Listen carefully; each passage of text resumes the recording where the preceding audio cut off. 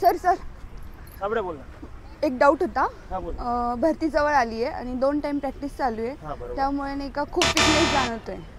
त्यासाठी अच्छा. सोल्युशन काही? बेटा काय असतं माहिती आहे का, तर भरती तर जवळ आली आहे. 1 टाइम प्रॅक्टिसमध्ये तुमचं कव्हर नाही होणार आहे, त्यासाठी 2 टाइम प्रॅक्टिस करणं गरजेचं आहे. पण आता ॲक्च्युअलमध्ये काय म्हणते का, तुम्ही वीक का पडतायत? कारण की एक स्पोर्ट्स प्लेअर निदान 3 ते 4 वेळेस प्रॅक्टिस करतो तरी सुद्धा तो वीक पडत नसतो का, कारण की त्याचं डाईट तसं असतं.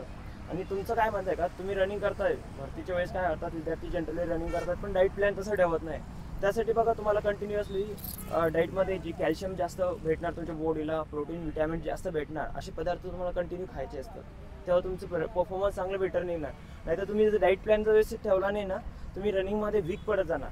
ठीक आहे ना, जिथं परफॉर्मन्स अप व्हायचं ते वीक पडणार.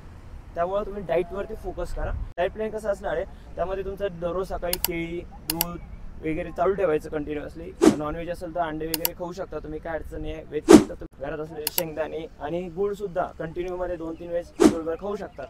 व्यतिरिक्त त्यानंतर तुमचं चना, मटकी, मूग, हरभरे वगैरे जे असतो ते तुम्हाला रात्री भिजू घालून सकाळी उठल्यानंतर ते खायचे. तिथून रनिंग होऊन गेले, रनिंग होऊन गेल्यानंतर एक 10 ते 15 मिनिटं आरामशी बसायचं, रिलॅक्समध्ये एक एक घास खायचा. त्याने काय होणार, अंगामध्ये जेवढी पण कमतरता आहे, जेवढे पण विटॅमिन्स डिफिशियन्सी आहे ते पूर्णपणे भरून निघणार. ठीक आहे, आणि पळताना तुमचा परफॉर्मन्स नेहमी अप चालणार. ठीक आहे, हो. चलो.